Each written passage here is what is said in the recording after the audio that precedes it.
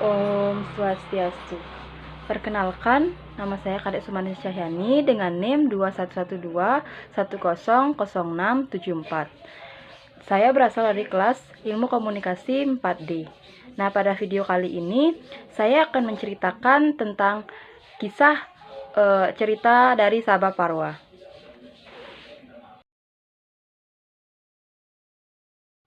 Yang pertama itu adalah pengertian Sabah Parwa.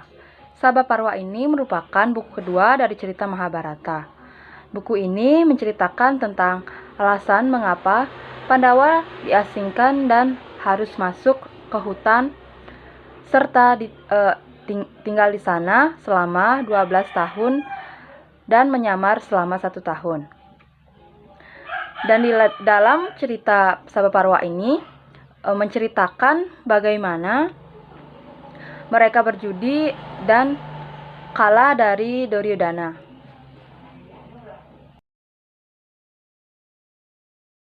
Selanjutnya ada sinopsis dari cerita Sabah Parwa. Semenjak pulangnya dari Indraprastha, Duryodhana sering terlihat termenung, memikirkan usaha untuk mendapatkan kemegahan dan kemewahan yang ada di Indraprastha. Ia ingin sekali mendapatkan istana dan harta milik Pandawa. Namun ia bingung bagaimana cara mendapatkannya.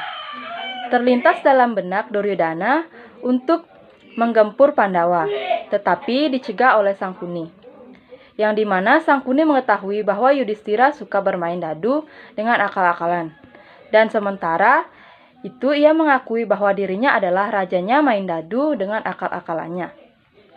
Untuk itu Duryodhana mengundang Yudhistira untuk bermain dadu dan Sangkuni akan menjalankan aksi liciknya dalam permainan dadu tersebut agar Duryodhana mendapatkan dan memiliki apa yang dia inginkan. Dengan begitu, Duryodhana tersenyum, lega mendengar saran dari pamannya. Bersama Sangkuni mereka mengajukan niat tersebut kepada Dhritarashtra untuk mengundang para Pandawa untuk bermain dadu. Duryodhana juga menceritakan sikapnya yang iri dengan kemewahan Pandawa. Dhritarashtra ingin mempertimbangkan niat putranya tersebut kepada Widura, tetapi karena mendapatkan hasutan dari Duryodhana, Sangkuni, maka Dhritarashtra menyetujuinya tanpa pertimbangan dari Widura. Setelah disetujui, Dhritarashtra pun menyiapkan arena judi di Hastinapura. Dan setelah selesai, ia pun mengutus Widura untuk mengundang para Pandawa bermain dadu di Hastinapura.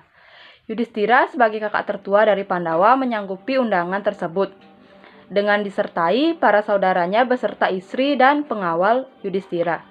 Yudhistira pun berangkat menuju Hastinapura.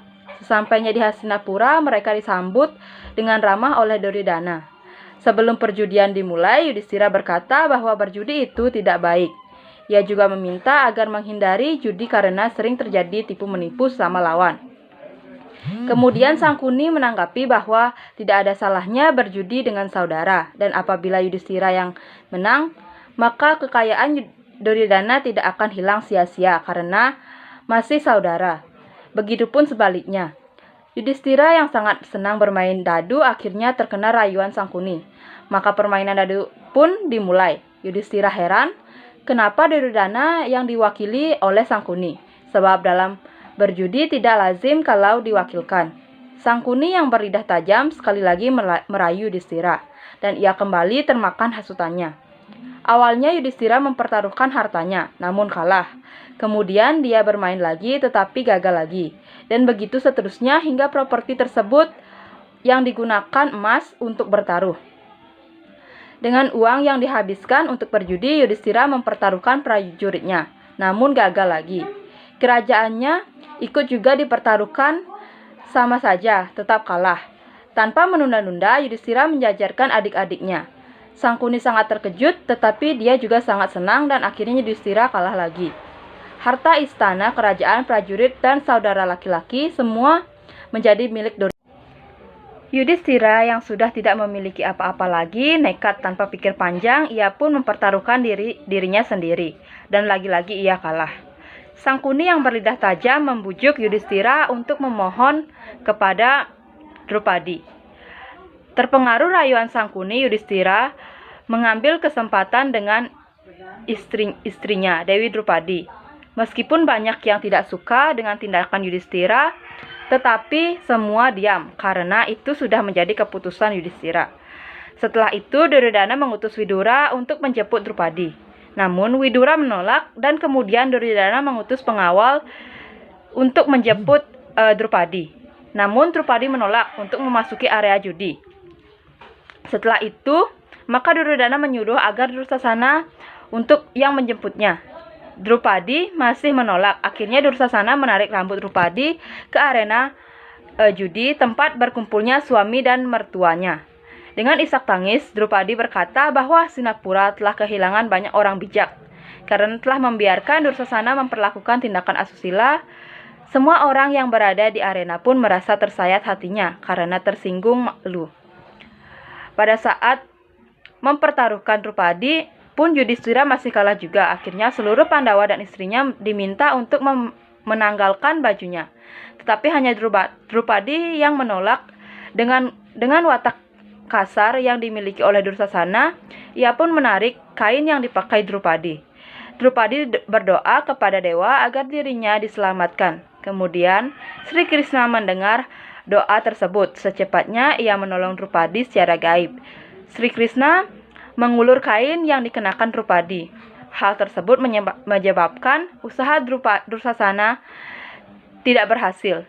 Pertolongan Krishna disebabkan karena perbuatan Drupadi yang membalut luka Sri Krishna pada saat upacara Raja Yusa di Indraprastha. Melihat perbuatan asusila Dursasana, Bima bersumpah kelak dalam Bharatayuddha ia akan merobek dada Dursasana dan meminum darahnya. Setelah bersumpah terdengarlah lolongan anjing dan serigala, tanda bahwa malapetaka akan terjadi. Dhritarashtra mengetahui firasat buruk yang akan menimpa keturunannya, maka ia segera mengambil kebijakan. Ia memanggil Pandawa beserta Drupadi. Dhritarashtra berkata bahwa apa yang dimiliki oleh Pandawa akan dikembalikan. Mendengar hal tersebut, Duryodhana kecewa. Ia menyalahkan perbuatan ayahnya yang mengembalikan harta Yudhistira. Dengan berbagai dalih, Duryodhana menghasut ayahnya. Karena Dhritarashtra berhati lemah, maka dengan mudah sekali dihasut dan akhirnya ia mengizinkan rencana jahat anaknya.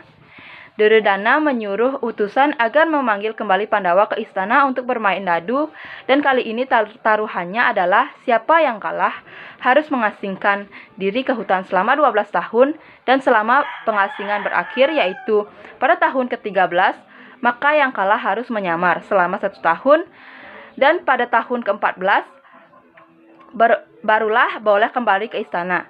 Sebagai kaum ksatria, Pandawa tidak menolak undangan Duryodhana untuk kedua kalinya tersebut.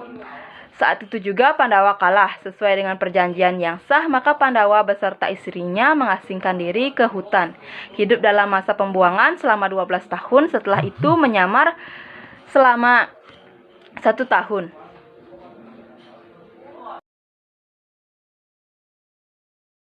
Selanjutnya ada tokoh dan penokohan dalam cerita Sabhaparwa. Yang pertama yaitu Yudhistira bersikap berperilaku adil, sabar, jujur, taat terhadap agama, penuh percaya diri, dan berani berspekulasi. Yang kedua ada Bima yang bersifat ksatria, peduli dengan keluarga, gemar menolong, jujur, berbakti kepada orang tua, setia, memberantas angkara murka, dan adil. Yang ketiga ada Arjuna, yaitu cerdik dan pandai, teliti, sopan santun, dan berani. Yang keempat ada Nakula, yaitu jujur, setia, taat kepada orang tua, dan tahu membalas budi serta mampu menjaga rahasia Sahadewa. Yang kelima ada Sahadewa, yaitu rajin, bijaksana, taat kepada orang tua, dan mampu menjaga rahasia. Yang keenam ada Duryodhana yang bersifat licik, kejam, gampang terpengaruh, dan serakah. Yang ketujuh ada Dursasana, sombong, suka bertindak sewenang-wenang, gemar menggoda wanita, dan senang menghina orang lain. Yang ke-8 ada Sangkuni, yaitu licik, kejam, dan suka menghalalkan berbagai cara untuk mendapatkan apa yang diinginkannya.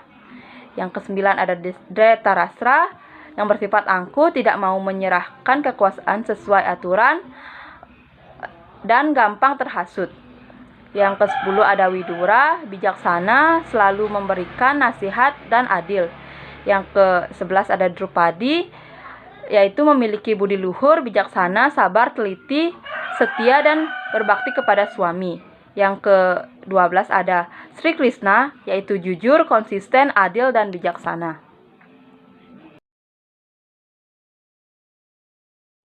Selanjutnya ada nilai-nilai yang terkandung dalam cerita Sabhaparwa. Yang pertama itu ada nilai sikap, di mana Dursasana telah melakukan tindakan asusila dengan menarik rambut Drupadi, dan tindakan itu tidak dapat dibenarkan. Pastinya sebagai umat manusia kita harus saling menghormati sesama baik ke orang yang lebih tua dan muda. Yang kedua ada nilai kemanusiaan. Dalam permainan judi tersebut, Duryodhana menyuruh para Pandawa dan Drupadi untuk menanggalkan pakaiannya di hadapan orang banyak. Hal ini tidak dapat dibenarkan karena sangat tidak mencerminkan nilai kemanusiaan. Dan begitu juga dengan judi, yang merupakan suatu hal yang tidak baik untuk dilakukan karena akan menyebabkan kesengsaraan. Yang ketiga, terdapat nilai politik. Dalam cerita ini, pada saat permainan dadu, Duryodhana digantikan oleh Sangkuni, dan Yudhistira pun tidak setuju. Namun dengan kata hasutan dari Sangkuni, Yudhistira pun menyetujui hal tersebut tanpa diketahui hal licik sudah direncanakan oleh Sangkuni. Dan yang keempat yaitu nilai kesetiaan. Pada permainan judi, Drupadi rela dijadikan taruhan oleh suaminya karena menurutnya dia harus berbakti kepada suami. Nah, itu dia cerita yang dapat saya sampaikan, dan saya tutup dengan Paramasanti. Om Santi Santi Santi Om.